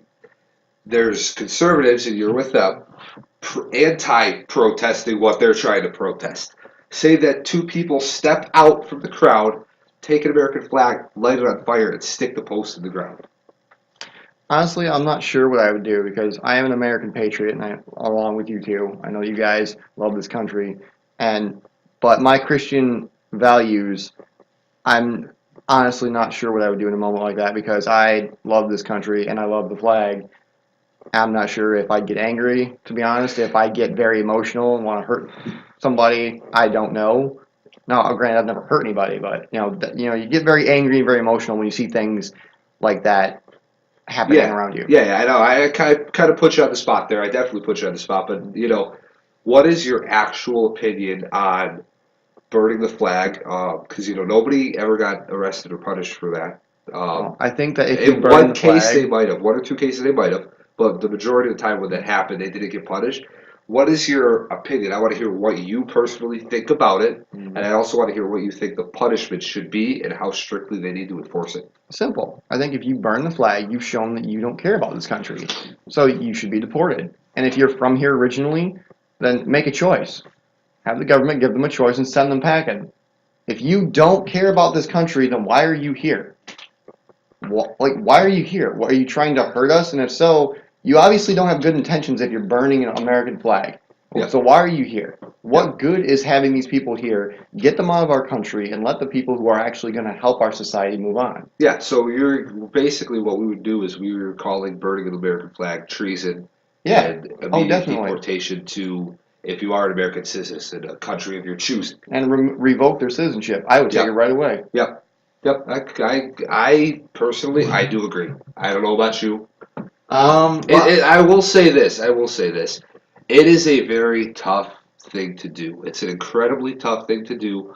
I would have personally, say that I had to make the decision, I would have a really tough time telling somebody, okay, guess what? You burned an American flag, but you have to leave your family, you have to leave your life, everything, and leave. If I was that person, if I was a judge, I would not be able to do it. I will tell you guys right now, 100%, that person would still be an American citizen. He would still be in this country. We are not experiencing that in real life. If we did, I would never be able to do a sort of thing. It's something that sounds great. I think what they need to do in a practicality manner, because what you said is what we all wish could happen. It's not going to happen. In a practicality manner, what I would really like to see happen is there needs to be substantial fines. There needs to be jail time. Maybe throw him in jail for 3 months or something like that, about 90 days. And you need to be on probation. So that if you commit any kind of a crime, you're back in jail very, very quickly without any kind of failure, without any weight. And to touch on the subject of, I don't know if you guys have heard the stories about the men and women who have had to take down their American flags in their own community. Yep. You'll have Muslims or Jews or any other religion move in and they'll hang their flags and they'll complain to their local community about the American flag and they'll make them take it down. This has happened many times over in our country already. I And actually have not heard anything about this, so please tell me what happened. that's pretty much it. The one story I heard thoroughly was that a family of Muslims moved into a community. I cannot tell you where. I will look into this later. Is that they moved in and there was a man next door and he had 2 or 3 American flags flying and they told them that they didn't like it. They went to their community. They went somewhere. I'm not exactly who makes that decision, but they were forced to take down their American flags because it offended this Muslim family. And yet they're allowed to fly their own flags and have their own agenda. Yet we're forced to take down ours. We're from this country, and they're trying to barge in here and tell us what we can and can't do. Well, their goal should be to become American citizens. And Right. if you're doing that, you should support the American flag for your freedom. And that's not your freedom. If you're doing something like that, it's not helping America. It's just promoting, I don't know, whatever they're trying to promote. Well, bottom line is, why is it okay for them to fly their flags and we're not allowed to fly ours?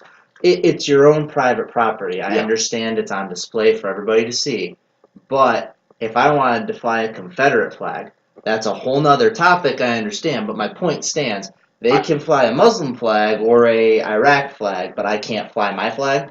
Yeah, and just for the record, if the South would have won, the Confederate flag would be the flag that we have right now. But getting back to your topic of on our property, I know we've strayed away from schools quite a bit, Correct. but I feel like this is a really passionate area for all of us, so it's a good thing to touch on. Yep. I know, I forget who has told me this story. My dad told the story about one of his friends, or one of his friends told me a story. So what he said is that I think it was he himself moved into a new house, and they usually you take the furniture and stuff, but usually like something like curtains or blinds, that stuff you don't take with you. Right. Well, this house in this neighborhood, they took the blinds, every little tiny thing they could take. So, and he didn't want to pay for blinds. I'm not sure if he didn't want to, he couldn't afford to. Regardless of that fact, he decided that he was going to get his neighbors to buy him blinds. How was he going to do that? Well, this goes back to in your private property. He decided that every night he's going to stand naked inside of his house at his window and do whatever he wanted to do. So he did everything around the house once he got home from work completely butt naked. People would walk by on the sidewalk, happen to stare at the house, and see a naked man, who knows how well he looked, inside of this house. And eventually, like 10 of his neighbors got together and went, we need to buy this guy some blinds. And they said, hey, here's some money.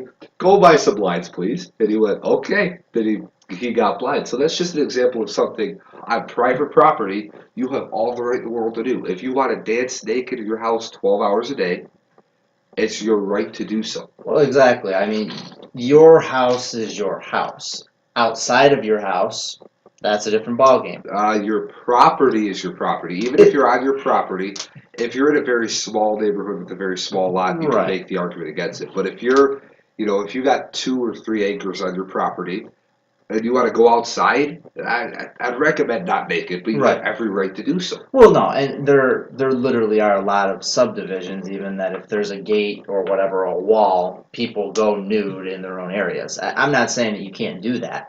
It is your right to do so, but the problem is they're even invading those areas when they're taking and forcing you to take down your flag Exactly. on your property. Exactly. There is an issue. Now, that family, that couple, I'm going to assume, probably had an issue with them flying their flags too, and probably lost. I may be wrong on that. Of course, you'd have to look into that, or we all would, to find out what ended up happening with that. But that would just show that how one-sided things are, if that was the case. Yeah. I had to take down my flags. They can fly theirs. Wait a minute, I have a problem with that. Well, it doesn't matter because, we don't care. That would be an issue. Because we're trying to appease everyone but Americans and everyone but Christians. Right. The Christian way and the American way aren't that different since we were founded on Christian beliefs. That's the one thing. In the center of all of this, people are seeming to forget that God is in the center of this country. Right. And the foundation of this country was built on Him. Mm-hmm.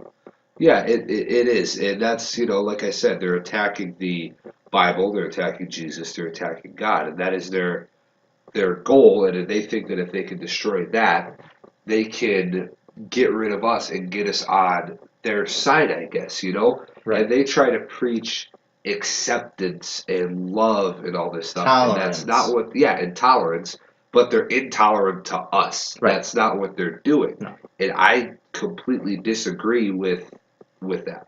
Well, no, that's the whole thing. It's they're saying they preach tolerance, love, and equality, but when it comes to one area, they're not.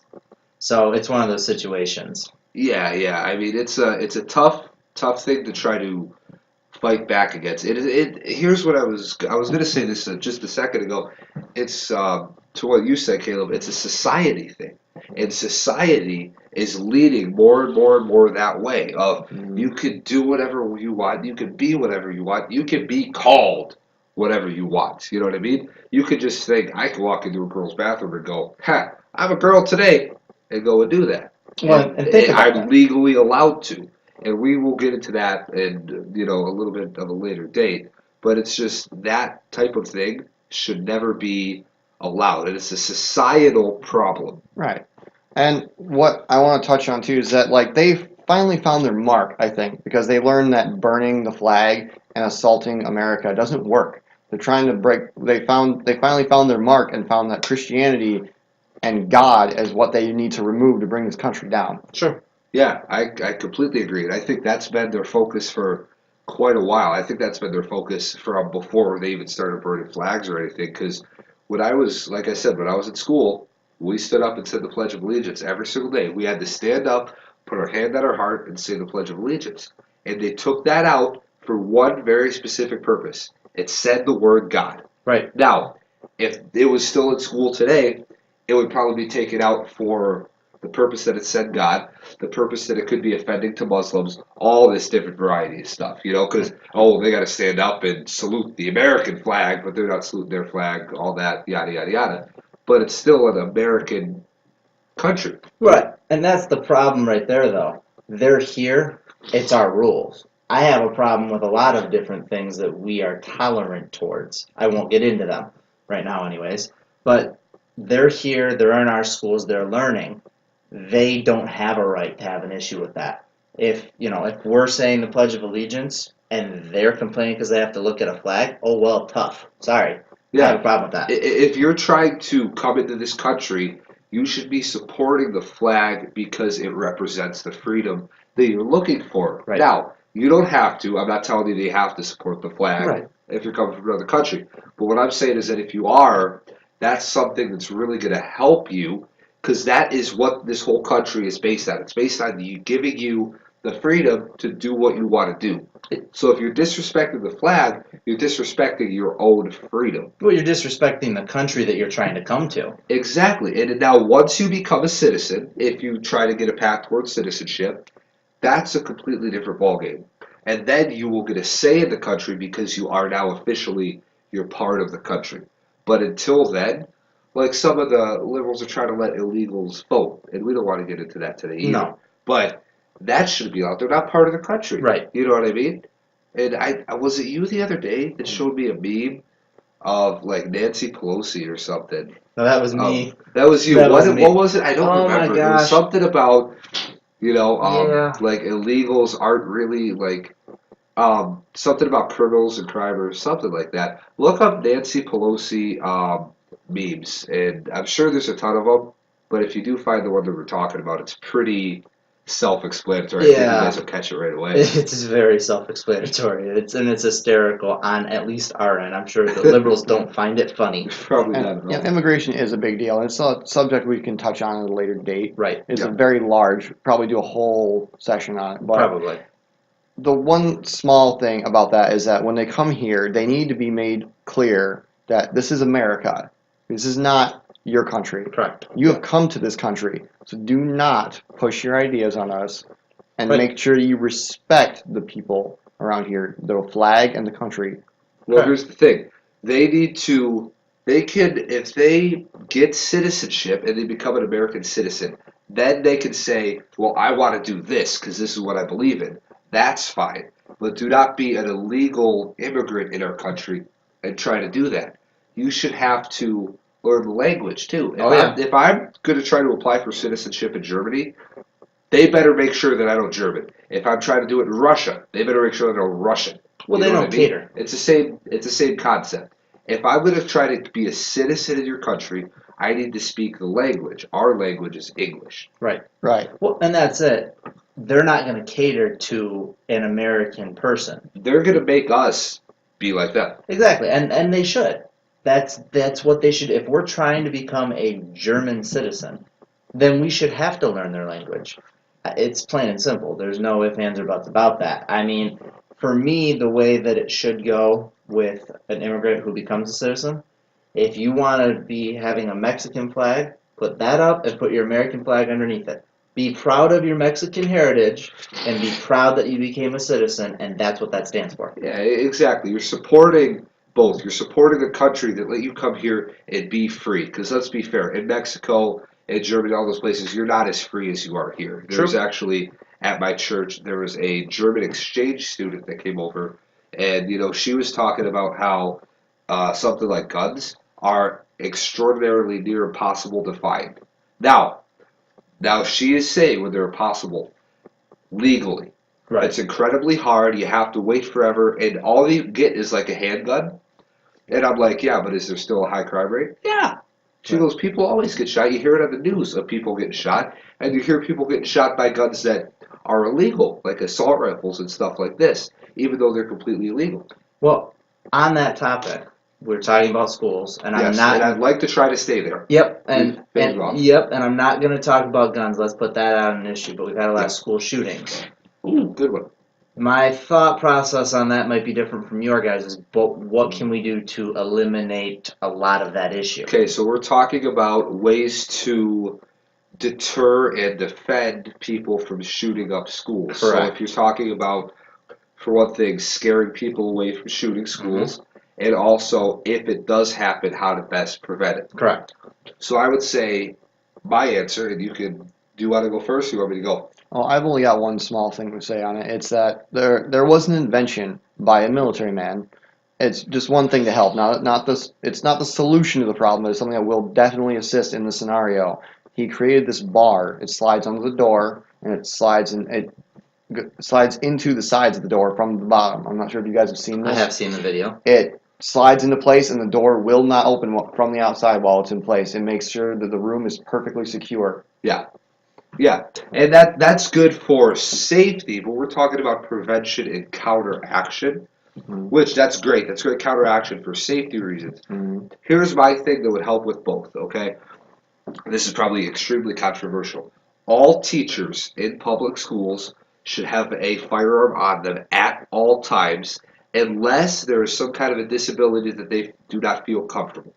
And the reason for this being, they have to all take training classes on how to properly use, assemble, disassemble the firearm, and complete safety precautions. You know, like if you get a CPL, it should be 3 times that. It should be military training on this handgun and how to carry it. It also needs to be secured in a way that a child cannot come up and get that. So I get the question of how would you do that? And this is how I would do that. When the teacher is sitting at their desk, there has to be a, whether you want to make it a thumbprint scanner, a quick code that you type in inside of this thing that's locked into a holster, and you just quickly pop open a holster. So we would have to design a new holster.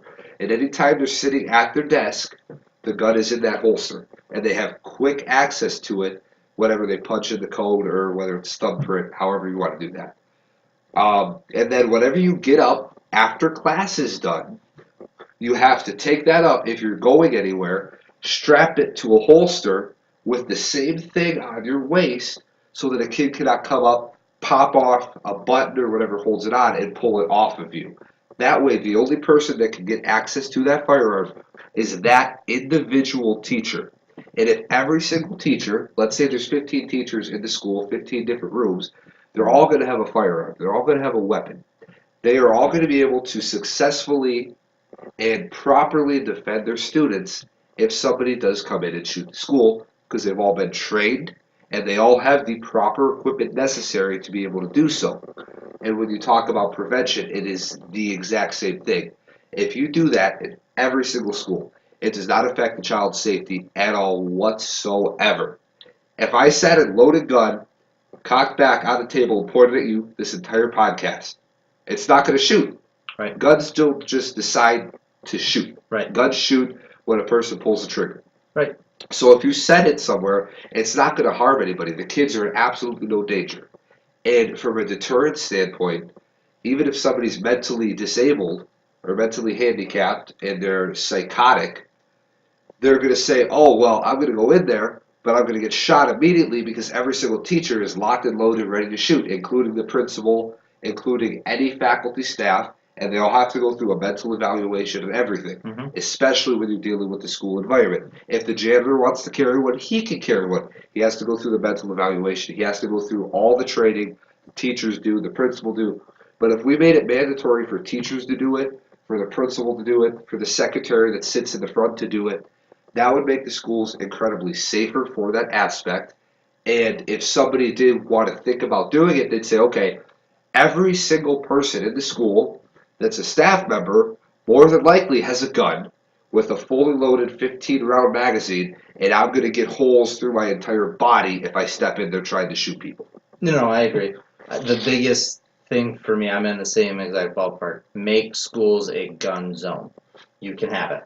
Yeah, I That's what mean, it needs if you look at statistics, anywhere that is a gun-free zone, where a ton of mass shootings happen. Yep. You know, if you look at the concert in Las Vegas, Yep. I guarantee you, to get into the venue, they went through metal detectors. Yep. It's a gun-free zone. Yep. Now, don't get me wrong. What happened there is an absolute horrific tragedy.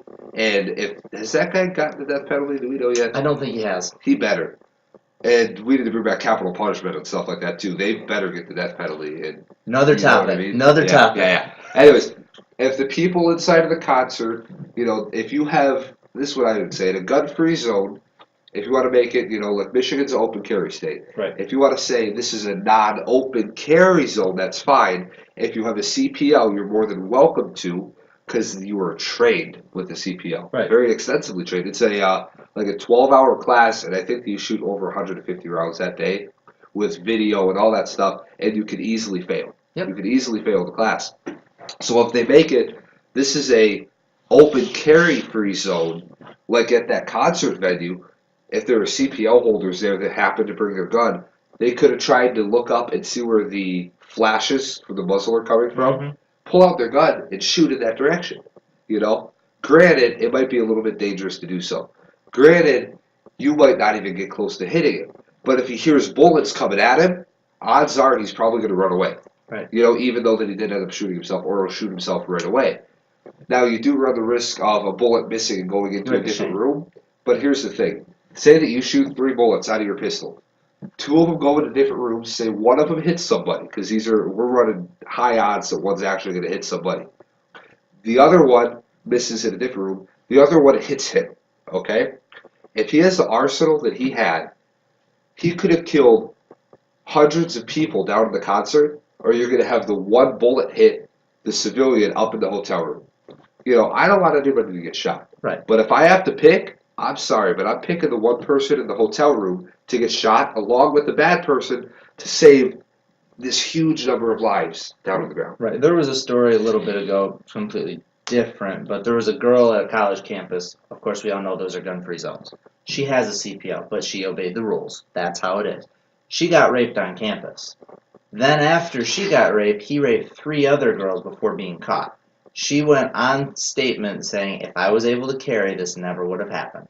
Exactly. My point is, we're making these very easy targets for predators of any type to come in and say, hey, I can do what I want because I'm not going to follow the rules regardless. Yeah, and he's not going to get shot in this area, so he knows that he is safer to do whatever he wants to do for a much longer amount of time. Exactly. You know what I mean? That's exactly my point. You haven't chimed in about gun-free zones. What would be your fix, your solution to that problem? How would you go about, because I said I'm making CPL only. Do you agree? Is there a different way you think we should go about that?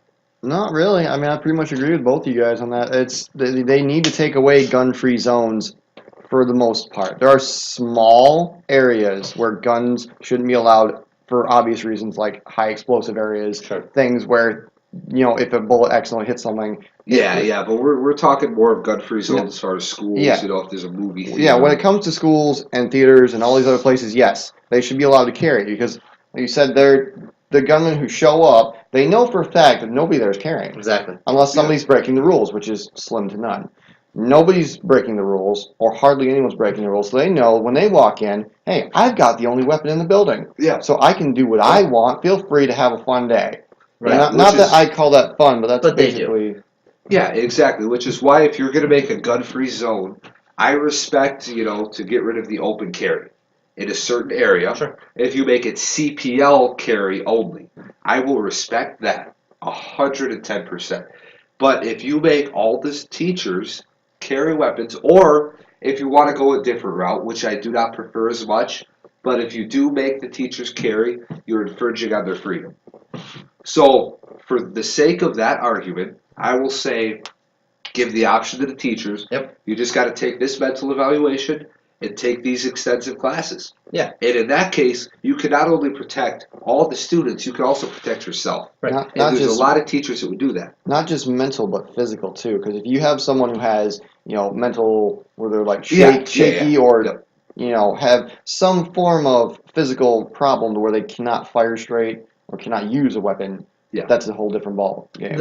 To me, the bottom line is, let's again be realistic. Your idea is great, but they're not going to enforce that. So Yeah. the more likely of the two is give them the option to do Yeah. it. Yeah. So I agree with you. I think a mandatory thing would be great, but they're not going to enforce that. So the option to do it, same thing, CPL, you have to have that. You have to have training.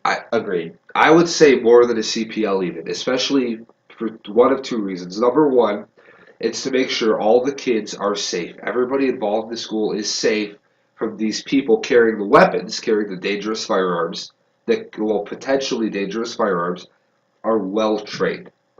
I would say beyond the CPL training. Not that the CPL training is not very extensive and very good, but I'd say closer to a military training on this one weapon. It has to be, a 3-day, Friday night, all day Saturday, most of the day Sunday class to be able to do it. And it's the entire time you're focusing on this weapon, and you get to pick your pistol, your firearm, to be able to carry, and that's what you're going to focus on.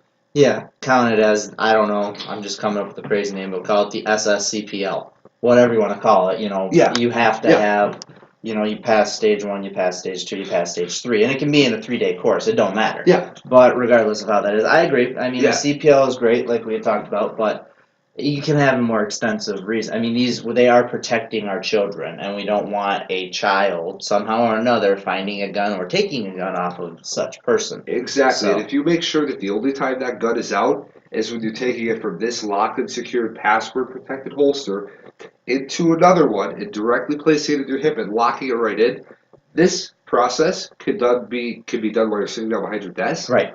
Nobody can get to it. Nobody can get to it that time. And if a student comes up and tries to grab it, unfortunately, you're probably going to have to shoot the student, but the student could have just went home, gotten a gun, and came back and shot everybody anyway. So it doesn't add any danger at all. No. You're adding protection and a deterrent to these schools. And Right. you also have to remember, too, before they go to this 3-day training course, they would have to have a physical and mental evaluation. Correct. To make sure physically they can handle this weight of the weapon or Yep. however you want to go about that, and make sure that they're in a clear state of head, state of mind for all that stuff. And including a drug test. I Yep. don't want to say that a whole lot of teachers do it, but I'm sure there's quite a few that do. Yeah. So I think all that has to be passed. Definitely make sure that your training's there. And me being me, I would actually like to see the teacher, when all the students go out, they're not allowed to grab that until all the students leave their class before they holster. Yeah, that's a great thing to implement. But going back to the drug thing, making sure nobody uses drugs. One thing that I would want to do, and weed is a very controversial subject that we Correct. did talk about last week. Okay. If you smoke weed, in my opinion, you should not be allowed to use the firearm strictly because of this reason. When you do smoke, if you want to say that it does not harm your body, that's all up for discussion, up for debate. Personally, I think that it does. It harms your brain. But if you're under that, you're not in a clear state of mind, and you're going to have a lack of balance, and your eyesight might not be as good because you're kind of loopy, you're leaning back and forth. So if you say that you go out to smoke and you can teach just fine when you're high, and somebody breaks in and you pull out the gun, you're kind of bobbing back and forth, bobbing and weaving, and you go to take a shot and you completely miss 5 feet to the left and hit a child or don't hit a child.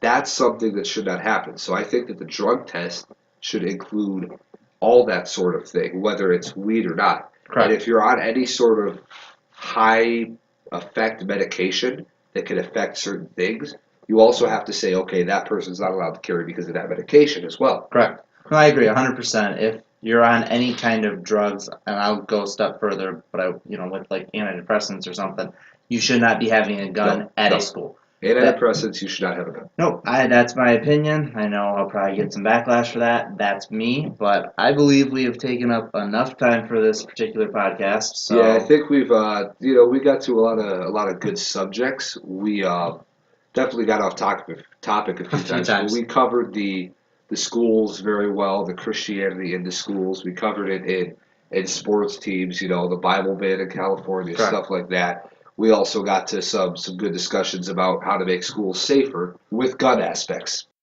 So with that, I think that'll be it for us today. We're going to wrap it up here. Be sure when you check out our YouTube channel to like all of our videos, give them a good thumbs up. That way we can get the word out there a little bit better.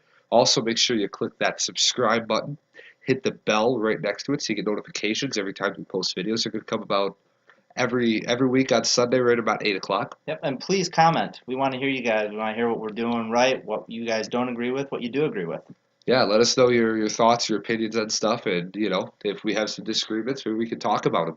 Absolutely. So that being said, we'll see you guys next time. Signing off.